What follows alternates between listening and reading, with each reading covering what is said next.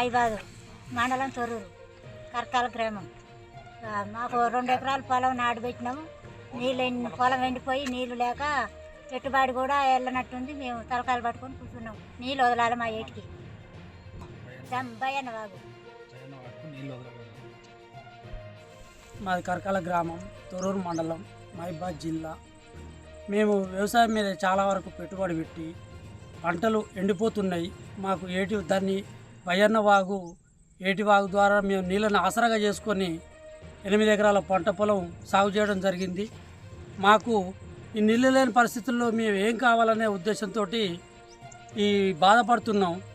మాకు దయచేసి స్థానికటువంటి ఎమ్మెల్యే గారు శశిధర్ రెడ్డి గారు కూడా స్పందించి మా కరకాల గ్రామ రైతులు కాకుండా పక్క గ్రామ రైతులతో సహా కూడా అందరూ బాధపడుతున్నారు.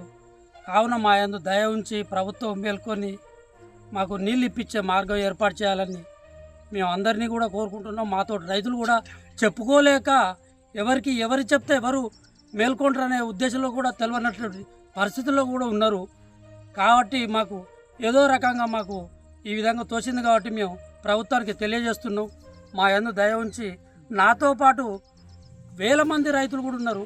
అట్లాంటి వాళ్ళని బాగు చేయాలని గత ప్రభుత్వంలో కూడా వచ్చాయి. అప్పుడు కనీసానికి మే నెలలో కూడా నీళ్ళు ఉండేది.